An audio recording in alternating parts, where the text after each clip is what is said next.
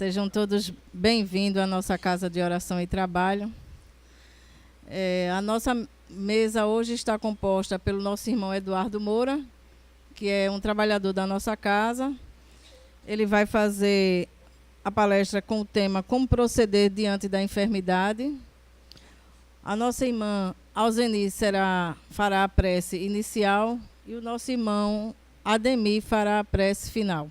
Eu vou passar a palavra para a nossa irmã Alzeni para que ela possa fazer a prece inicial e darmos por iniciada a nossa reunião.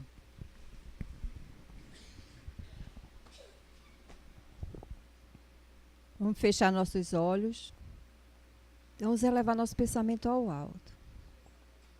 Deus Pai, justo, misericordioso e bom, olhe por cada um que aqui adentraram. Cada um que venha procurar suas recuperações, suas melhorias. Jesus, nosso mestre, nosso irmão maior, que a tua paz, que a tua luz, que o teu amor nos acompanhe sempre. Pai nosso que estás nos céus, santificado seja o vosso nome. Venha a nós o vosso reino. Seja feita a vossa vontade, assim na terra como nos céus. O pão nosso de cada dia nos dai hoje. Perdoai as nossas ofensas, assim como nós perdoamos a quem nos tem ofendido. E não nos deixeis, Pai, cair em tentação, mas livre-nos sempre de todo o mal, hoje e sempre. Eu passo a palavra à irmã que está dirigindo os trabalhos da noite de hoje. Que assim seja. Em nome de Deus, em nome de Jesus e da espiritualidade amiga e do mentor desta casa de oração e trabalho, nós damos por iniciado a reunião da noite de hoje. Passo agora a palavra para o nosso irmão, para que ele possa proferir a palestra. Boa noite a todos.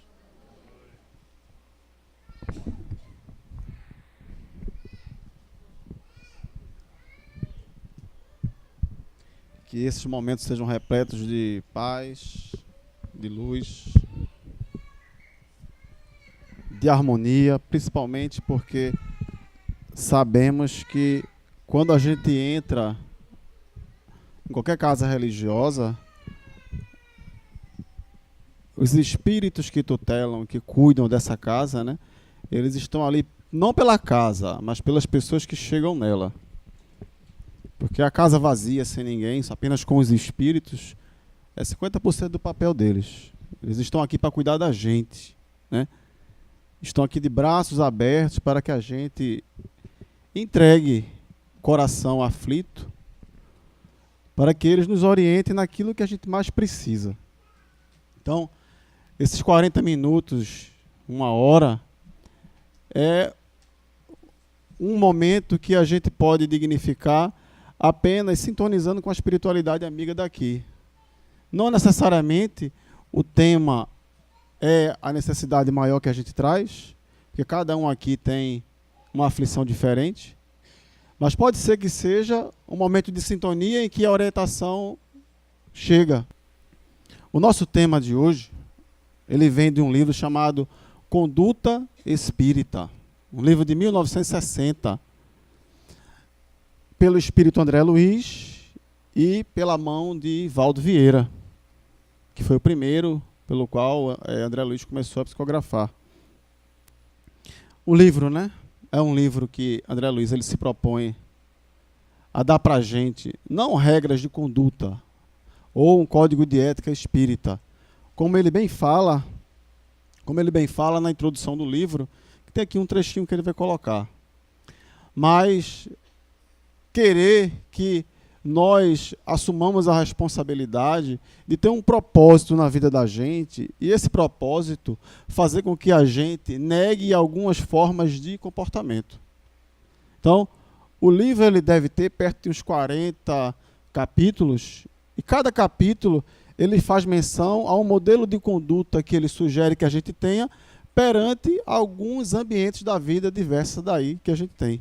Então, conduta espírita na igreja, conduta espírita diante da educação, conduta espírita numa visita a um hospital, conduta espírita no seu lar, conduta espírita diante da enfermidade. Então, é um livro muito rico, muito valioso. Então, fácil de ler, né? As recomendações que ele dão são válidas. 1960, né? Já vão aí 40 com mais 19, quase 60 anos, extremamente atualizado, né? Até um pouco mais avançado do que a época que a gente vive hoje. Mas está posto aí, como toda a obra, querendo que a gente cresça e evolua na direção de Deus. Essa pergunta, algumas pessoas dizem que foi Kardec que fez, quando teve contato pela primeira vez com os espíritos. Porque ele teve a certeza que não tinha ninguém que manipulava uma mesa que se mexia.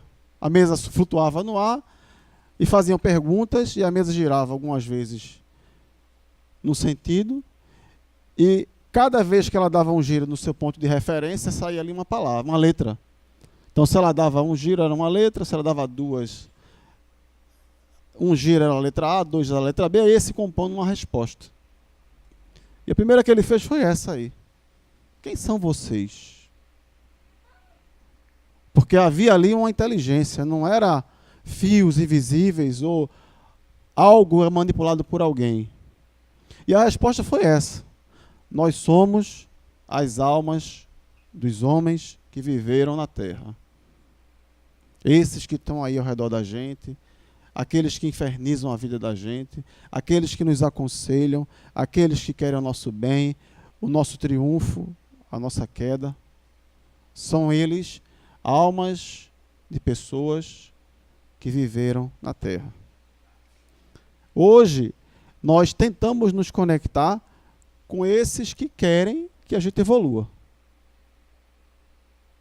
Esses que querem que nós progredimos, esses que querem que nós melhoramos, esses que querem que a gente assuma as nossas falhas, os nossos medos, os nossos anseios, que a gente participe do crescimento dos outros. Então, esses são os que nós precisamos nos conectar com eles.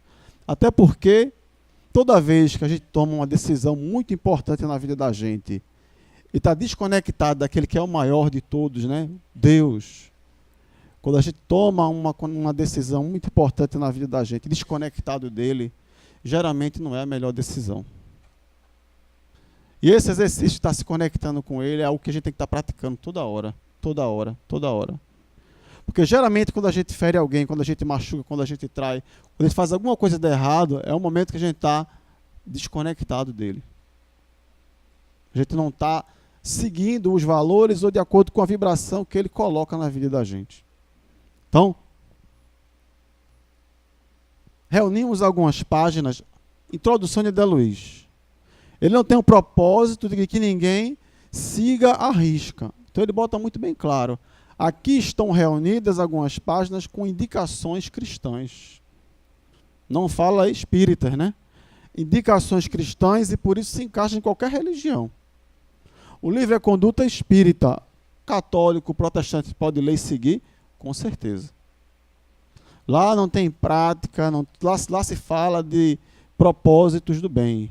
Propósitos onde o alicerce é sempre a amorosidade. Então, reunimos algumas páginas com indicações cristãs, para que venhamos burilar as nossas atitudes no campo espírita, em que o Senhor, por acréscimo de misericórdia, nos situou os corações. Todo mundo aqui está por acréscimo de misericórdia, frequentando, se tratando, aprendendo, consertando falha, dando exemplo também. E aqui a gente não vem só para mostrar as chagas, a gente também dá exemplo. A gente vem se amparar um no outro. Então, a gente sempre anda de mãos dadas. Assim, pois, rogamos, não se veja nesses apontamentos esse ou aquele propósito de culto, né? De prática. Eu vou seguir piamente sempre. E quem não segue, eu vou criticar. Não é isso. A intenção não é essa. A intenção não é essa. Não é essa. Absolutamente não. É de culto às convenções do mundo exterior. nem teorização de disciplina de superfície. Atitude mascarada.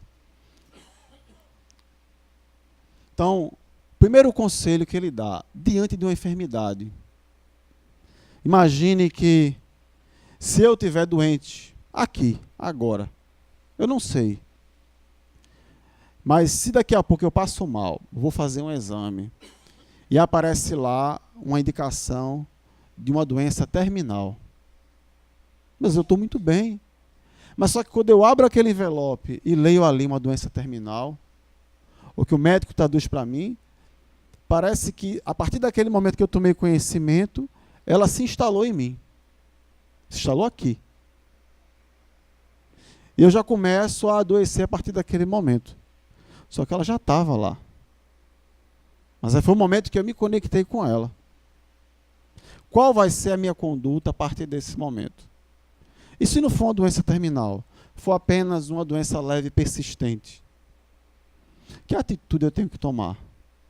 Qual é a finalidade dessas enfermidades na encarnação, na vida da gente? Existe um propósito para isso? Não existe? Ou se existe um propósito, eu posso mudar? Eu não posso mudar? Então, é mais ou menos isso o que está escrito aqui nesse capítulo. Sustentar inalteráveis a fé e a confiança. Vejam, fé e confiança. Fé e confiança. Sem temor, queixa ou principalmente revolta. Você vai se revoltar, você vai reclamar. Cada perfil de pessoa, ela tem sempre uma forma de responder a esse tipo de enfermidade. Existem aquelas que sofrem caladas, quietas. Existem aquelas que são mais dedicadas à síndrome dos coitadinhos. Então ela tem que se prostrar, ela tem que se jogar, ela tem que mostrar que está sofrendo, ela tem que sentir a pena e a piedade dos outros. Essa não é a maior recomendação ainda. Sempre que enfermidades conhecidas ou inesperadas lhe visitem o corpo ou lhe acendiam o lar. Porque não necessariamente a doença ela está instalada numa pessoa, mas ela pode adoecer uma família inteira. Imaginem um pai de família que ele é alcoólatra. Alcoólatra, pesado. Cai pelas ruas bêbado, agride a família. É uma enfermidade da família inteira. Porque todos sofrem com aquilo. A revolta, a vergonha. Várias são as atitudes que cada um toma nesse momento. É uma enfermidade? É. Com certeza é. Cada prova tem a sua razão de ser. Vejam, nós somos as almas dos homens que viveram na Terra. André Luiz, desencarnado, e vai lá para o Vale dos Suicidas. Tem toda aquela vivência dele, ele se recupera, e é dada a ele a oportunidade de voltar a nós, homens, encarnados, homens e mulheres, e ele coloca aqui para a gente esse lembrete. Cada prova tem a sua razão de ser. Tudo que acontece na vida da gente tem alguma razão de ser. Hoje, 9h34 da manhã, entraram 2 rapazes numa escola lá na cidade de Suzano e mataram 8 pessoas. Alguns de vocês viram, outros estão sabendo agora. Aconteceu hoje. Né? Está aí na televisão, rádio, amanhã vai estar no jornal, já tem vídeos se espalhando pelos WhatsApps aí dos cadáveres. Então, está aí a notícia. Entraram lá. Quem é mais digno de piedade nesse momento? Principalmente os assassinos, os causadores das aflições, o ambiente, os pais que sofrem nesse momento, deles. Escolheram matar com machado, com arco e flecha, com balas. Pessoas totalmente desprevenidas. O ambiente está posto ali. Alguns se perguntam, e os espíritos não podiam evitar? E isso, e aquilo outro, já procura uma explicação à parte. Não se preocupem com isso, minha gente. Lembre-se daquela grande recomendação de Emmanuel. Aí, na terra, nem tudo está bem, mas tudo está certo. Com o mundo inteiro e com a intimidade de cada um. Então vejam, cada prova tem a sua razão de ser. Cada um tem a sua. Inexplicavelmente, mas tem. Com o necessário discernimento, continua, abster-se do uso exagerado de medicamentos. Eu tenho aqui na minha bolsa sempre um remédio de dor de cabeça. Alguém está precisando aí? Não, né? Mas eu garanto, se a gente botar aqui em cima dessa mesa, tudo que a gente carrega nas bolsas, é capaz de dar pelo menos uns 100 comprimidos. É capaz. A gente sempre tem esse medo de ser atacado em qualquer momento, uma dor de cabeça, uma tontura, alguma coisa. Só que existem as pessoas que ainda passam do ponto. Tem uma necessaire cheia, uma farmácia portátil. Qual é a psicologia que essa pessoa ela consegue absorver para ela? Né? Remédio para tudo. Eu já vi gente que tem pílula do dia seguinte. Ah, mas não é para mim, porque pode ser que apareça uma amiga e aí eu tenho aqui para servir. Que situação é essa de ter pílula do dia seguinte por precaução na bolsa? Né? Remédio para tudo. Então vejam, tudo na vida da gente, a gente pode atribuir dignificação ou desequilíbrio.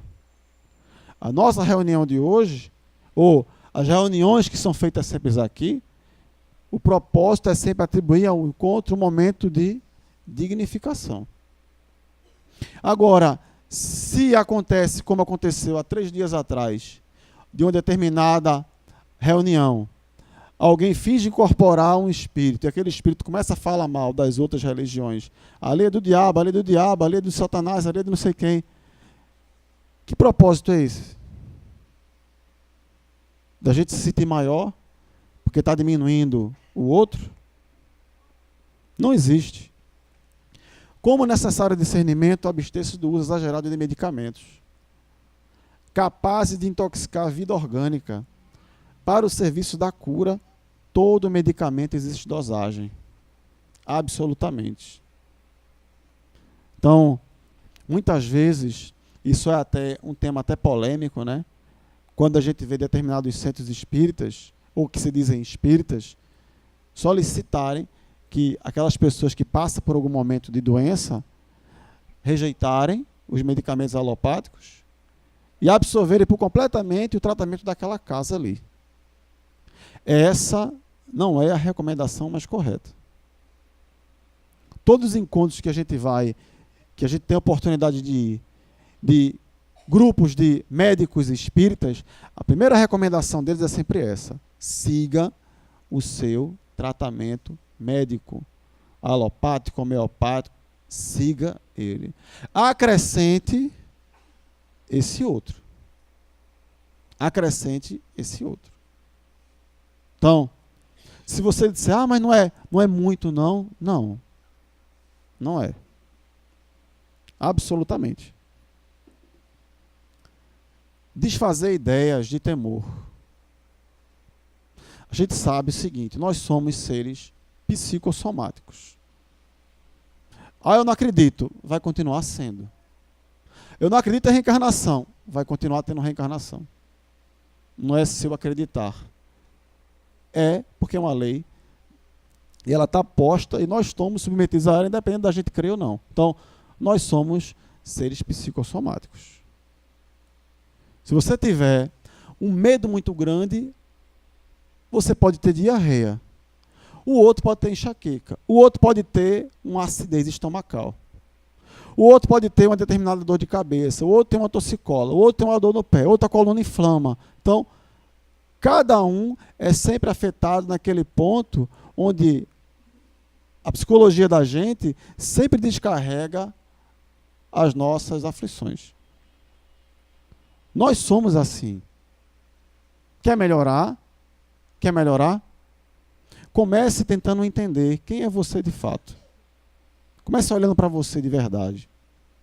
Comece tentando se aproximar com boas vibrações, com uma conversa produtiva.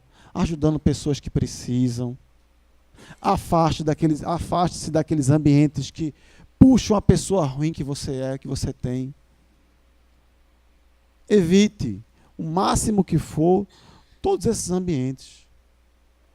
Porque aí sim você vai começar a descobrir-se de verdade. Eu tenho pessoas da minha intimidade diária que elas têm um nojo imenso de tocar numa maçaneta sem estar com um guardanapo na mão, com medo de se contaminar com as bactérias dos outros.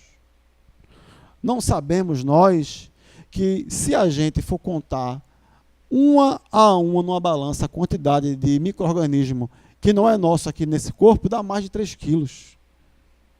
Em todas as partes aqui a gente tem. Então, esse negócio de eu vou tocar só com a maçaneta porque eu não toco. Ai, meu Deus. É muito culto exterior.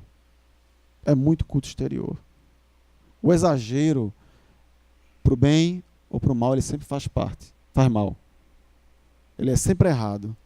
Disfarça de ideias de temor ante as moléstias contagiosas. Quando a gente se reunia aqui com o seu Carlos, que ele sempre coordenava a visita lá do leprosário, né? Ele sempre dizia, nunca tenham medo de apertar a mão dos nossos irmãos, leprosos rancenianos. E ele dava aí os casos, né, que ele visitou várias vezes lá.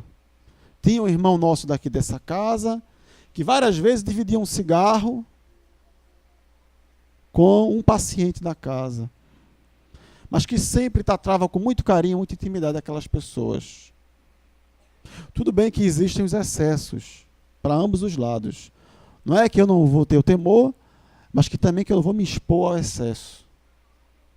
Mas esse temor, ele não pode impedir que o trabalho flua, que eu consiga aprender o máximo com aquilo que eu estou me propondo a ir lá.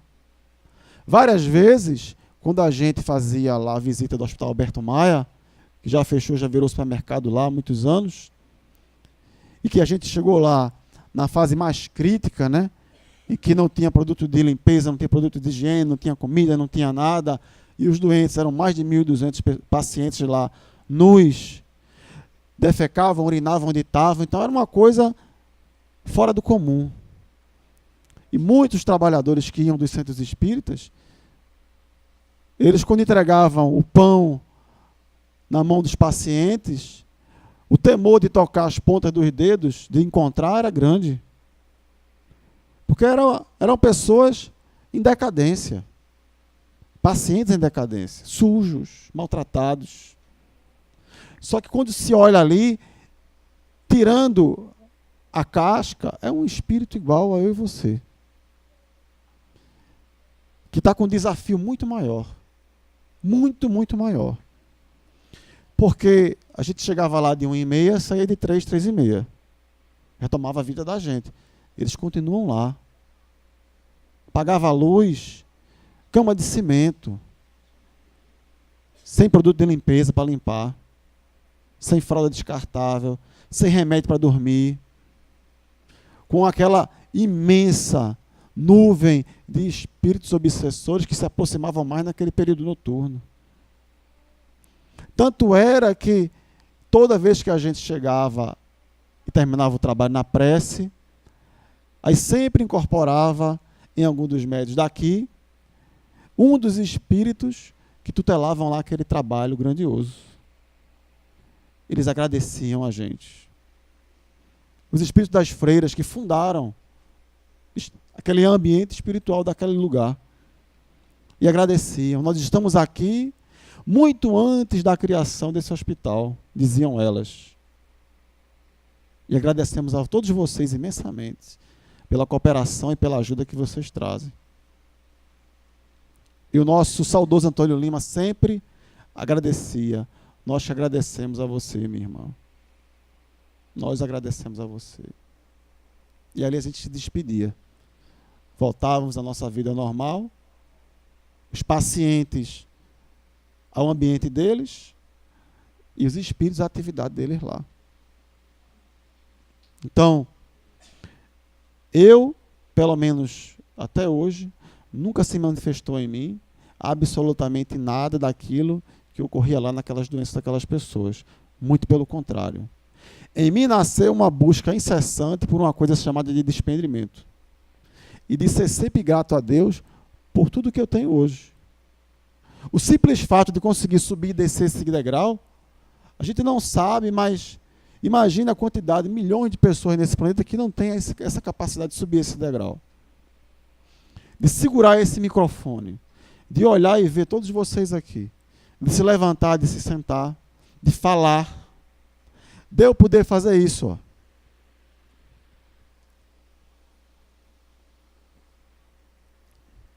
Só o movimento.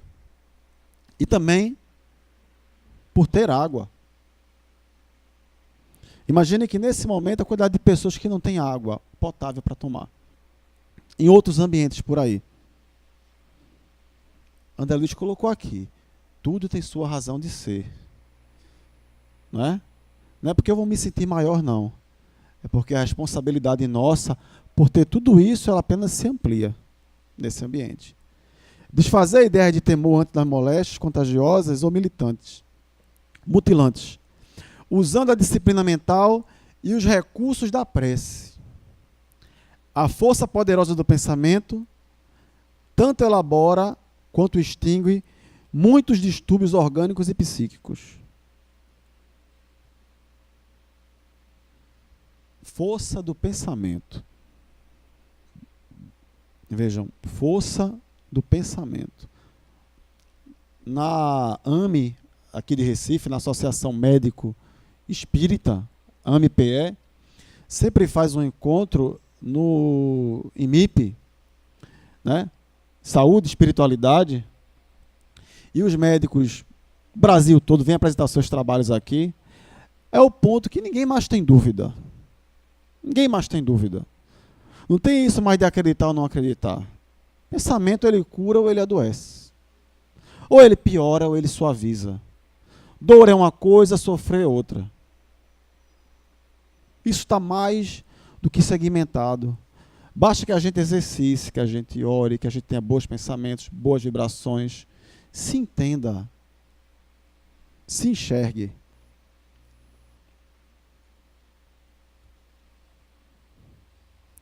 Sabendo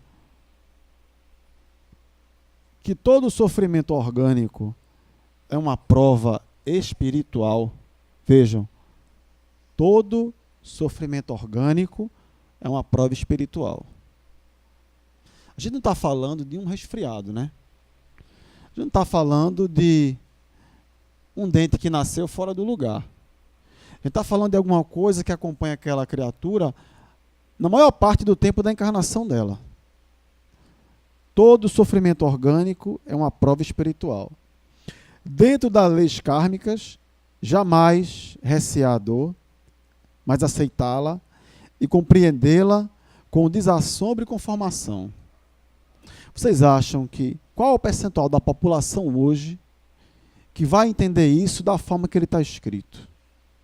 Pouquíssima. Pouquíssima. Que já fez aqueles trabalhos de visita ao Hospital do Câncer aqui? Por favor, levanta a mão. Alguém já foi visitar o hospital em trabalho espírita? 2, 3, 4, 5, 6, 9 pessoas. Então, daqui, vamos dizer que 8%. 8% das pessoas já foram ao hospital numa visita, vamos dizer, religiosa. Vocês já chegaram, quem já foi sabe como é. A gente chega, conversa com o paciente, ora, conhece a pessoa, aproxima o coração, escuta, acalenta. E a gente sempre sai desse encontro maravilhoso com uma grande lição. Sempre sai desses encontros com as lições fantásticas.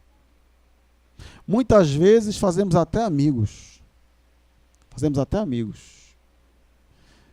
Eu consegui fazer um amigo do Acre, que estava aqui sozinho. O nome dele era Fernando. Câncer de colo. E eu sempre perguntava a ele, não tinha nada errado na vida dele. Nada. Tudo para ele estava bom, ele só sentia uma coisa: saudade da família, saudade de receber visita de amigo, saudade de alguém ligar para saber dele. Era o que ele sentia, era só isso. Eu posso fazer alguma coisa pelo Senhor? Material. Eu queria cortar o cabelo, foi isso que ele disse. Já faz 40 dias que eu estou aqui e não cortei o cabelo. Aí consegui uma pessoa, passou pela assistência social, passou pelaquela integração todinha e tal. As enfermeiras arrumaram um cantinho para cortar o cabelo dele. Quando chegou a hora de levar, ele passa mal. Meia hora depois, estava desencarnado, seu Fernando. Desencarnou. No quarto. Lá com a gente. Desencarnou. Tentando vestir a camisa para sair no corredor e cortar o cabelo. Realizar a última necessidade, o último desejo de uma encarnação desse espírito. Aí a senhorita que foi lá, né, da assistência a cortar o cabelo, se acabou no choro, porque não conseguiu cumprir a missão dela, que era cortar o cabelo, porque ela nunca tinha participado de um trabalho voluntário. Vejam, o encontro dessas pessoas, alguém que tinha um último desejo e o que não sabia que era o último, né? E um que pela primeira vez ia fazer um trabalho voluntário, sem cobrar, que sacrificou, tornou sagrada ali a sua tarde, saiu de Jaboatão, pegou o metrô para ir lá para o hospital do câncer, fazer isso, né? E se frustrou porque não conseguiu. Então, para que ter revolta nessa hora? Não tem revolta. E eu disse, a senhora não já fez o seu cadastro aqui na assistência social? Não precisa vir comigo mais não, venha sozinha. Passei pelos corredores, alguém quer cortar o cabelo, estou aqui à disposição. Tem máquina, tem tesoura, tem um pente, tem um shampoo, tem um tudo. Está lá até hoje. Deve fazer uns 8 anos já. Está feliz? Muito feliz. Muito feliz. Não se revolta porque tem gente que diz assim, eu não vou porque eu não consigo ver o sofrimento de ninguém. Eu absorvo aquilo para mim. O propósito, minha gente, é distribuir amorosidade por onde a gente passa. Esse é o propósito da gente. A grande meta de vida da gente aqui é fazer o bem. Ponto. Ponto. Mais nada. Eu vim para sofrer, eu vim aqui porque eu tenho um karma. Não. Você veio aqui, apesar do seu karma, cumprir o seu propósito de fazer o bem aos outros. Ponto. Eu estou sofrendo. O Chico tinha um problema no olho terrível. Tinha angina. Tinha um monte de coisas. Alguma vez ele se justificou para não ir dormir depois de 2 horas da manhã trabalhando? Não. Porque a certeza que ele tinha no propósito dele não era pouca. As recomendações que eles fazem aqui para a gente são sempre essas. A intensidade do sofrimento varia segundo a confiança na lei divina. Vejam, a intensidade do sofrimento. Ele não está falando de dor. Dor é diferente de sofrer. Tem gente que sofre e não tem nada no corpo. A intensidade do sofrimento varia segundo a nossa confiança na lei de Deus. Qual é a intimidade que eu, que você, que nós temos com essa lei de Deus hoje? Quer dizer que se eu ampliar o meu nível de confiança nessa lei de Deus, eu vou sofrer menos no meu futuro? Sim. Absolutamente sim. Aceitar o auxílio dos missionários e obreiros da medicina terrena. Vocês sabem aqui qual foi a profissão de Fabiano de Cristo, mentor da nossa casa? Enfermeiro. Segundo algumas pessoas dizem, né, foi o primeiro enfermeiro homem registrado aí. Enfermeiro. Profissão das mais dignas nesse planeta. é o que tem o maior contato, a maior intimidade com aquele que está necessitado.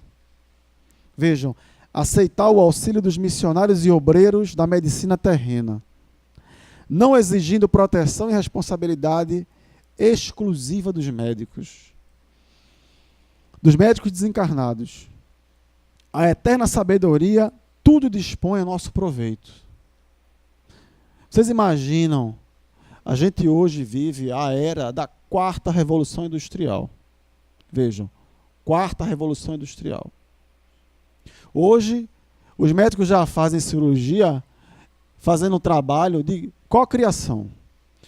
Um está aqui e o outro está lá do outro lado do planeta, na China.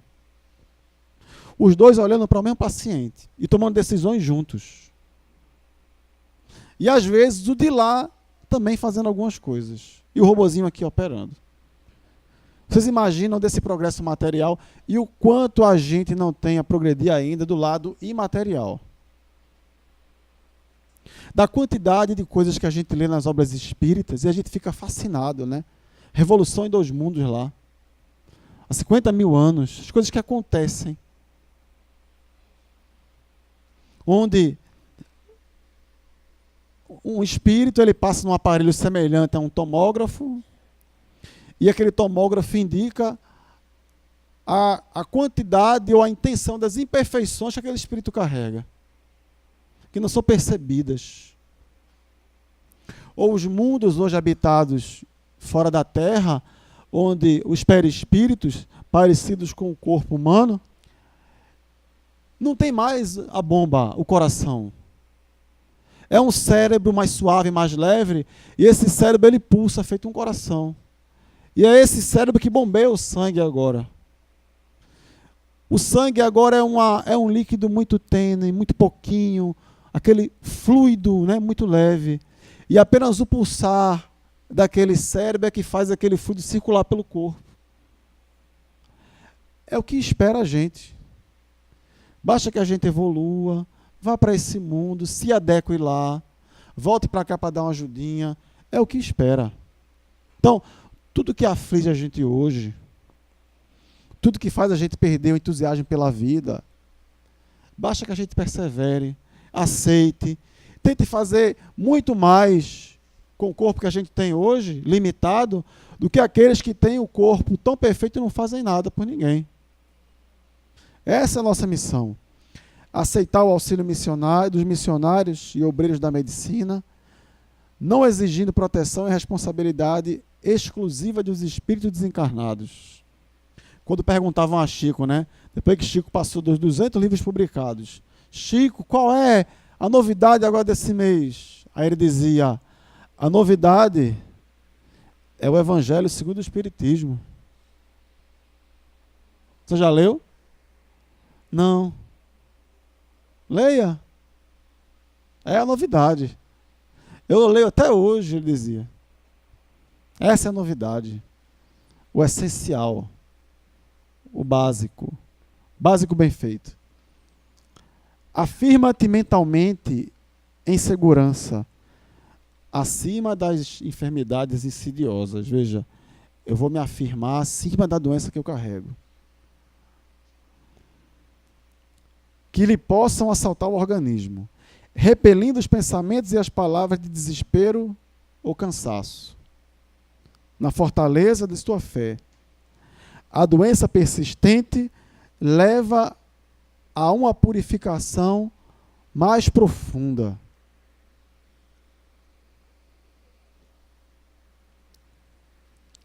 Purificação mais profunda em que sentido? Quanto maior é a enfermidade, maior o débito, maior o conteúdo que existe a se purificar. Maior o conteúdo que existe ali naquela alma de compromisso a ser purificado. Quanto maior é a enfermidade, maior é a oportunidade que existe ali diante dela. Chico, ele era muito entrevistado por Hebe Camargo. E ela perguntava a Chico, existem essas entrevistas até aí livres no YouTube. Você bota lá Chico Xavier, entrevistado por Hebe Camargo, tem horas e horas lá. E as perguntas de Hebe, muito inteligentes. E ela perguntava sobre as casas de André Luiz, que recebiam, né, ali as crianças que nasciam deformadas, crianças com síndromes gravíssimas, sem cura. Os pais rejeitavam e ali o pessoal absorvia e deixava lá nas casas e todo mundo cuidava. Por quê? Cego, surdo, mudo, com a boca selada, se alimentando por uma sonda aqui, vivendo como uma planta. Aí depois de 2 anos tem uma enfermidade grave, tem que partir as 2 pernas. O caso do menininho lá da entrevista. Por que, Chico? E ela perguntava assim, por que Deus faz isso? Aí ele dizia, absolutamente, minha irmã, Deus não faz isso. Nós é que fazemos isso com a gente. A nossa próxima encarnação, as próximas, ela não está determinada ainda, ela está se construindo agora. As atitudes, as atividades, as traições da gente, tudo está construindo tijolinho por tijolinho a próxima encarnação, o nosso próximo corpo. Existem códigos divinos que eles não podem ser ultrapassados. A gente não pode fazer de conta que eles não existem. Toda função biológica que é maltratada, que ela é suplantada, ela sempre volta limitada ou suprimida. É da lei daqui desse planeta. Então, se eu agrido o meu pulmão fumando charuto todo dia, essa minha função ela vai voltar ou limitada ou vai voltar suprimida. Não tem para onde correr. Quem já leu o Vale dos Suicidas? Porque o Espiritismo ele não é absolutamente restrito a isso aqui. Vale dos Suicidas, do Nivonde Pereira Amaral, que também foi suicida em encarnação passada, conta lá a história daquele povo. Nem todos eles que desencarnaram com um tiro no ouvido reencarnaram surdos de imediato, ou cegos, ou loucos, né? Eles tiveram a oportunidade de passar 30 anos construindo uma vida, reparando a encarnação anterior, para quando chegar aos 42 anos, ter uma cegueira, resgatando o suicídio da encarnação passada. Está lá escrito. As regras do se comportar estão todas distribuídas gratuitamente para a gente ter conhecimento, todas elas aí. A leitura, ela não é só para a gente matar o tempo da gente, ou porque tem insônia, gosta de ler, ou porque lê e diz que leu. A leitura é para a gente adquirir novas formas de comportamento. Para ter uma biblioteca, um rol maior de oportunidades na hora de tomar uma decisão. Então, quando você diz, eu não vou agredir essa minha determinada função, você sabe que o seu próximo corpo, a sua próxima encarnação, ela vai ser um pouco mais generosa com você. Afirma-te mentalmente em segurança acima das enfermidades insidiosas que lhe possam assaltar o organismo, repelindo os pensamentos e as palavras de desespero ou cansaço. Na fortaleza de tua fé, a doença persistente leva a uma purificação mais profunda. Aproveitar a moléstia. Veja que frase. Aproveitar a moléstia, sobretudo com o tempo de aplicação dos valores alusivos à convicção religiosa.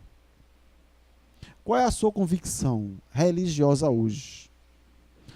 Ah, eu sou espírita. Aí o cara pergunta, quer morrer? Não, não quero. Eu estou aqui matriculado numa escola, por que eu vou querer sair dela? Eu estou aqui aprendendo, crescendo, evoluindo. Vai chegar o tempo que a campanha vai tocar e todo mundo vai botar sua bolsinha nas costas e vai embora. Ir para casa. Ah, eu quero ir logo. Esse não é o propósito da gente. Então, aproveitar a moléstia, segundo a sua convicção religiosa, essa é uma das recomendações mais duras que ele dá, porque aproveitar para a gente sempre tem o significado de sentir prazer. Sinta prazer. Ah, o cara está com câncer, tumor cerebral. Sinta prazer. Não é essa a recomendação. Não é essa a recomendação. Muitas vezes, grandes males são evitados com chagas, com doenças. Você podia ter feito muita coisa de pior se não tivesse aquela moléstia. Muita coisa de pior, muita coisa de muito mais grave você podia estar fazendo, estar incendiando por aí, se aquilo não lhe parasse. O seu comprometimento de muitas encarnações ia estar ali posto se aquilo não lhe freasse, não lhe parasse, não lhe rendesse. Estava ali posto. E muitas vezes, lá no final, é que a gente reconhece isso. Eu fui visitar uma pessoa da minha família, depois de muitos anos que não via. Muitos anos. Ele já estava numa fase terminal. E quando eu cheguei, que fui visitá-lo, 11 horas da noite, ele só conseguia abrir o olho, mais nada, e olhar, e escutar. E escutar. E foi uma pessoa, vejam, foi uma pessoa que no dia do enterro dele, não tinha ninguém. Ninguém. Deu a hora do enterro, ninguém. Apenas ele, corpo sozinho lá. Vocês já viram acontecer isso? Alguém que passa por uma existência sem fazer amigos. Alguém que passa por uma existência com ex-esposa, para ele, ex-filhos, ex-parentes. Que espírito é esse? Que legado ele deixou? Esse balaio que a gente leva a ser das conquistas aqui, o que é que ele estava levando? O que é que ele fez com as palavras que o Evangelho abriu e a gente leu para ele lá? Só fez chorar. O que permeava aqueles pensamentos, só ele ali e Deus. Foi arrependimento, foi revolta, foi o quê? Não sei. Não sei. O que eu sei é que eu não quero aquilo para mim. Então hoje, as atitudes que eu tento tomar sempre são sempre aquelas que evitem que, quando eu estiver fazendo a minha oração, a minha prece, na hora que eu estiver desencarnando, é que eu não quero ser tomado por sentimento de revolta, nem de culpa, nem de desespero. Eu quero ter a maior quantidade de paz possível. E principalmente ter essa oportunidade de sentir esse momento grandioso da vida, porque de fato é. O momento mais grandioso da vida da gente é quando a gente entrega a nossa folha de serviço, é quando a gente termina, sabe aquela sensação de você passar vários meses num trabalho e conseguir entregar ele? Terminei, está entregue. E você olhar para ele e conseguir admirar o seu trabalho, como o emprego do seu esforço, da sua força toda ali posta. Essa é a minha meta. Com todas as imperfeições que eu carrego, lutar para que elas não se manifestem maior do que a vontade de crescer e ter esse momento, pelo menos, um pouco mais suave. Esse sim vai ser o meu grande momento de aproveitar. Não sei quando ele vai ser, de que forma vai ser. Mas esse é o meu propósito hoje. Aproveitar a moléstia como um período de lições, sobretudo como um tempo de aplicação dos valores alusivos à convicção que a gente tem aqui na religião. A enfermidade pode ser considerada termômetro da fé. Vejam, imaginem se a gente consegue um termômetro bem grande e passa na mão de cada um. E esse termômetro dá ali o quanto de fé a gente tem. Assim, ó. Não sei se dá para ver, dá? Positivo ou negativo? Qual é o conteúdo de fé que cada um aqui tem? E você acredita que tem um, só que uma coisa é a pessoa que a gente acredita que é. Outra coisa é a pessoa que as outras pessoas pensam que a gente é. E uma outra terceira é aquilo que a gente é de fato. Sem máscara, sem amostramento, sem fingimento, de fato quem é aquilo ali. Aí esse termômetro mostra para você. Isso é isso. Mas eu discordo. Mas é.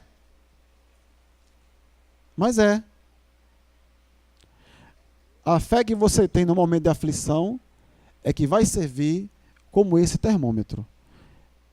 Essa é a afirmação de André Luiz. A enfermidade pode ser considerada como termômetro da fé. Não há enfermidade, porque a enfermidade ela é da pior. Não. É a sua forma de resposta diante dela. A sua forma de resposta diante dela é que vai ser esse termômetro de o que é que você está fazendo com tudo que você conseguiu juntar de conceito, de prática, de conduta na religião que hoje você professa. Já que ele diz aqui, né? Aproveita a moléstia como período de lições, sobretudo com o tempo de aplicação de valor alusivo à sua convicção de religião. A sua convicção de religião que você vai colocar em uso no momento da moléstia, que vai ser o seu termômetro. Seja qual for ela.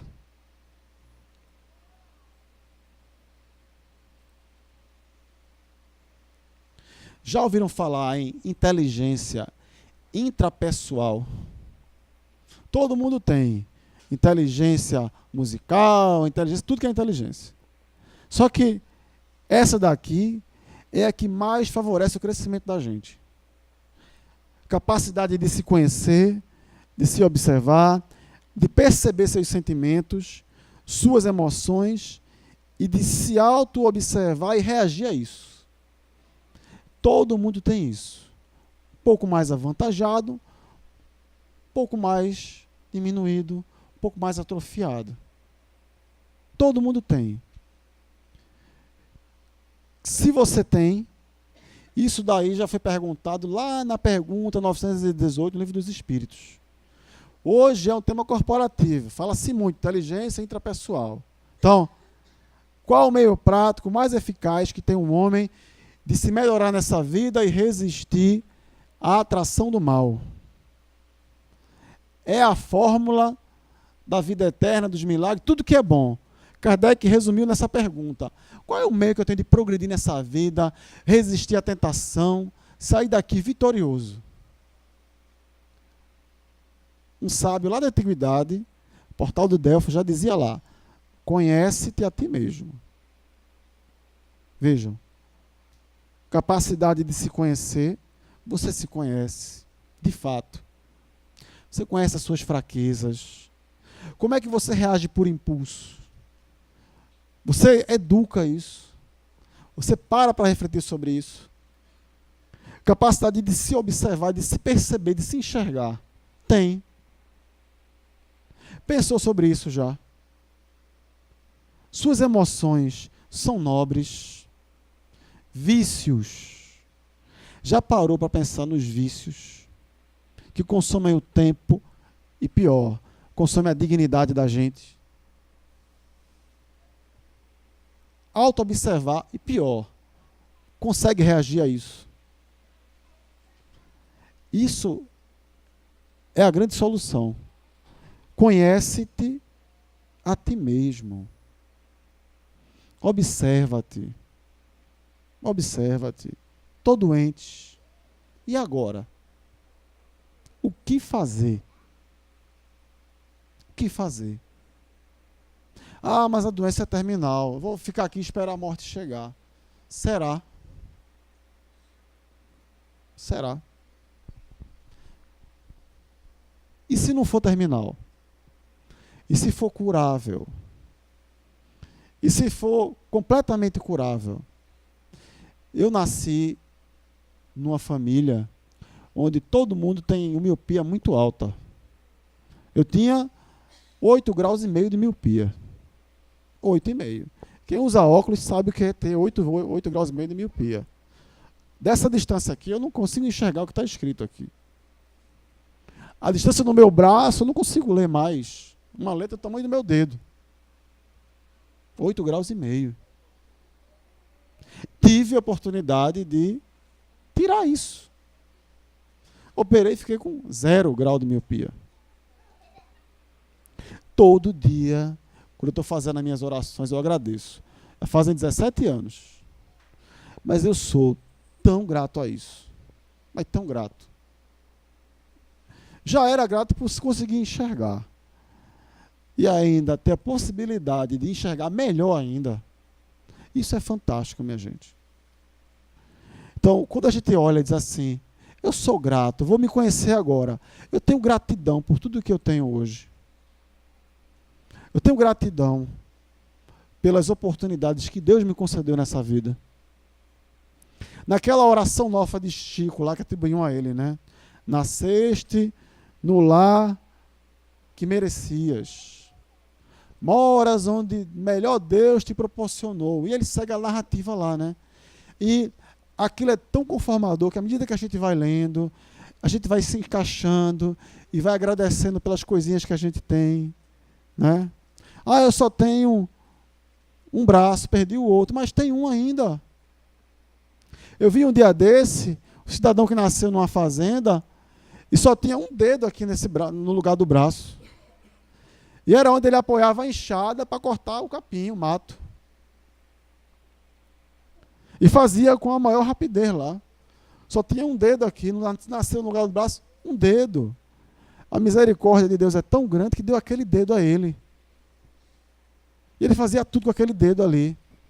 Cortava o capim, apoiava aqui no pescoço, juntava o capim, passava a corda, dava laço, cortava, jogava em cima da carroça, subia na carroça e levava, apoiava a corda ali do cavalo entre o pescoço e o dedo aqui, e ia levando o capim, botava para as vacas comer. É quando você olha aquilo e diz, como eu sou ingrato nessa vida. E ingratidão gera enfermidade? Gera. Qual é? Só você vai saber. Só você vai saber. E o pior é que esse momento que a gente vai reconhecer que teve tanta oportunidade e se negou, é quando acontecer isso aqui, ó. Não aqui na palestra, tá? Na vida da gente, ó. Quando chegar assim e dizer, ó, Ademir, falta 5 para tu desencarnar. Vai fazer o quê? Ó, Williams. Vai? Zé Paulo. Aqui, ó. Vai chegar. Vai fazer o quê? Perdi o tempo. Tá vendo? Venceu. Acabou a hora. E daqui a pouco vem um momento pior ainda, viu? Aí, ó. Aqui, Zé. Tá vendo? Vai chegar para todo mundo. Como é que vai ser? Você que vai construir essa hora agora. Nada mais. O que tem aqui, minha gente, já foi tudo falado, tá? Essa é a mãe de Chico Xavier, Maria João de Deus, que trabalha há muitos anos no lugar chamado Ministério da Prece. E ela fala aqui nessa última mensagem a grande importância que tem da gente ter hábito de prece. O grande hábito de orar todo dia, de manhãzinha, de tarde, de noite. Eu faça a hora que você achar melhor. Mas é aquele momento de conexão que a gente faz com Ele, que a gente se eleva, sabe? Agradece, louva e pede. Cada um na sua proporção aí. Mas isso é uma atividade que a gente não pode evitar diariamente. Tá? Não pode evitar diariamente. Porque as grandes orientações que a gente recebe daqueles espíritos que tutelam a existência da gente aqui, eles acontecem nesse momento. A gente eleva o pensamento, se aproxima deles, eles vêm, dão os conselhos a gente, evitam os males e tudo melhora na vida da gente. Deus nos abençoe e que possa nos manter ainda em conexão com Ele. Estamos agradecidos ao nosso irmão pelo estudo da noite de hoje, né? Bastante interessante, né? De grande aprendizado. Espero que você seja convidado outras vezes. E vamos lembrar que não esqueçam, depois do passe, quem está em tratamento, não esqueçam de levar, após o passe, as suas águas, porque ela faz parte do nosso tratamento. né? O nosso passe hoje é individual. Pedimos aos irmãos que se encontram no salão, durante a espera, manter silêncio, se conectar mais um pouco com Deus, para que o nosso trabalho possa ser bastante harmonioso. Eu vou passar a palavra para o nosso irmão Ademir, para que ele possa fazer a prece final. Eu vou pedir a todos que harmonizem com esses irmãos que hoje partiram e que estão precisando de muito apoio, toda a espiritualidade, para que possamos emanar energias para aqueles espíritos que estão socorrendo-os, tanto eles como os que ficaram nesse sofrimento. Senhor Deus, agradeço sempre pelas oportunidades que dá a cada um de nós de estarmos aqui nesse trabalho, como disse o nosso irmão, de melhoramento, de plantação, para podermos chegarmos na nossa vida futura, na vida real, melhores do que aqui chegamos, para quando voltarmos melhores e mais conscientes, mais evoluídos para este mundo. Que a paz e o amor de Jesus reine no coração de cada um de nós. Que assim seja. Em nome de Deus, em nome de Jesus e da espiritualidade amiga e do mentor desta casa de oração e trabalho, nós damos por encerrado o nosso trabalho, a nossa reunião da noite de hoje. Muita paz para todos.